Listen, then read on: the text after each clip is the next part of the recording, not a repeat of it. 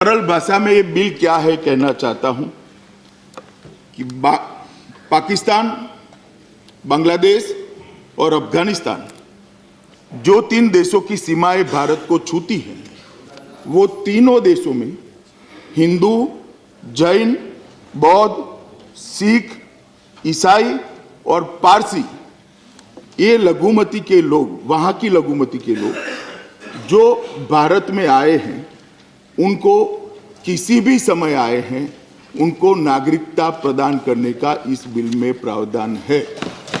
इसका मतलब आज़ादी के बाद बांग्लादेश, पाकिस्तान और अफगानिस्तान से जो भी जैन, बौद्ध, सिख, ईसाई, पारसी और हिंदू धर्म के अनुसरण करने वाले वो 3 देशों के माइनॉरिटी के लोग जो यहाँ आए हैं, उनको हम नागरिकता देंगे।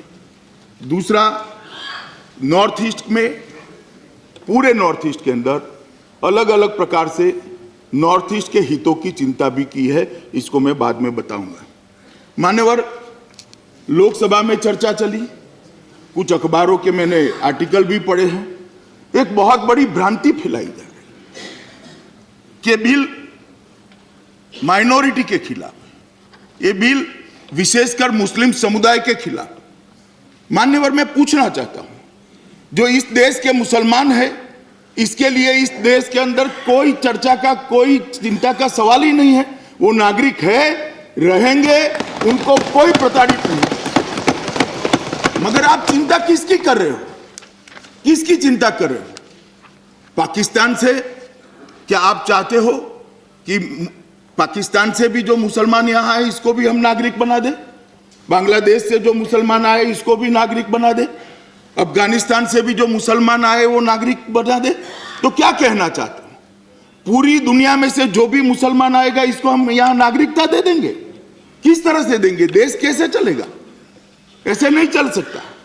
ये निश्चित वर्ग के लिए है, जिनके धर्म के अनुसरण के लिए वो 3 राज्यों में अनुकूलता नहीं है, उनको प्रताड़ित किया जा रहा है। वो 3 देशों के अल्पसंख्यकों को ही नागरिकता देने का प्रावधान है।